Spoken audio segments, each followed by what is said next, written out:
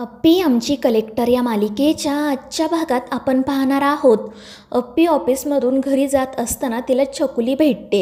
ती छकुलीला विचारते की तुला पेपर कसे गेले. त्यावर छकुली सांगते की चांगले गेले, पण इतिहासाचा थोडा अवघड होता कारण माझ्या सणावळ्या पाठ नव्हत्या. त्यावर अप्पी तिला सांगते की असं नाही करायचं, सगळ्या सणावळ्या नीट पाठ कर आणि जर त्या पाठ होत नसतील तर त्यांना चाल लावू. त्यावर छकुलीसुद्धा हो म्हणते.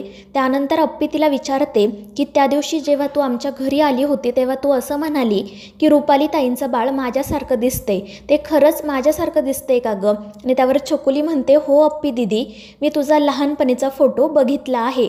आणि मग त्यानंतर अप्पी छकुलीला घेऊन घरी जाण्यासाठी निघते.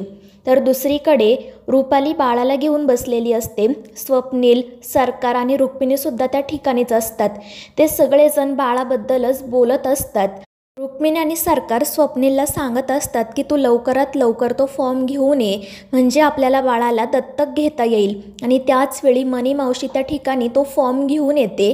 ती स्वप्नील आणि रुपालीला सांगते की आता सगळं काही नीट होईल, मी माझ्या बंट्याला सांगून हा फॉर्म मागवला आहे.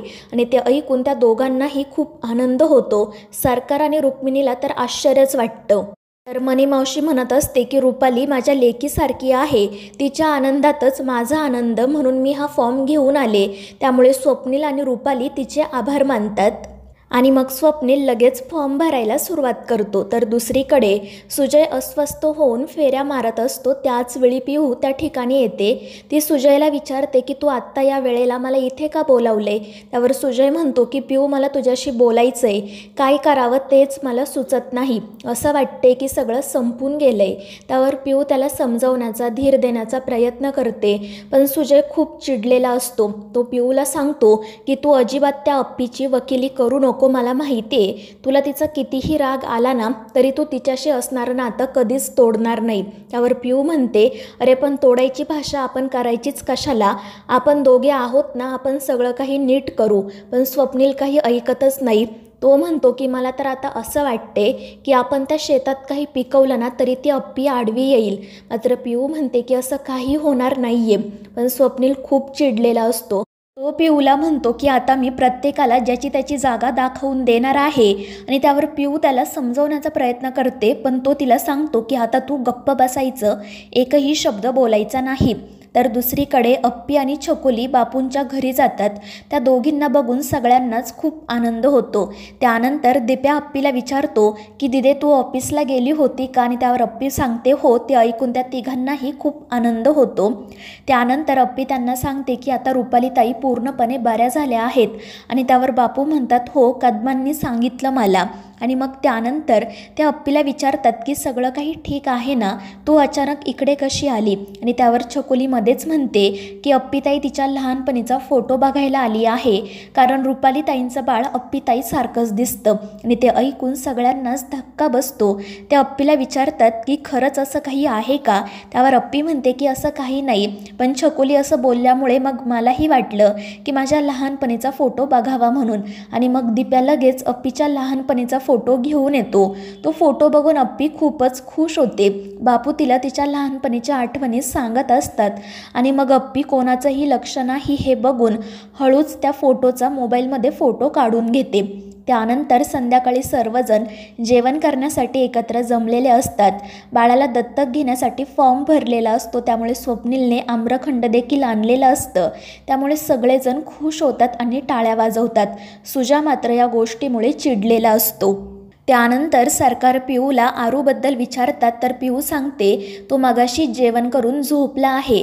तर सरकार म्हणतात अगं जाऊन उठव त्याला, त्याला सांग की त्याचा लहान भाऊ आला आहे. आणि त्यावर पिऊसुद्धा आनंदाने हो म्हणते. पण त्यावेळी सुजय मोठ्याने ओरडतो.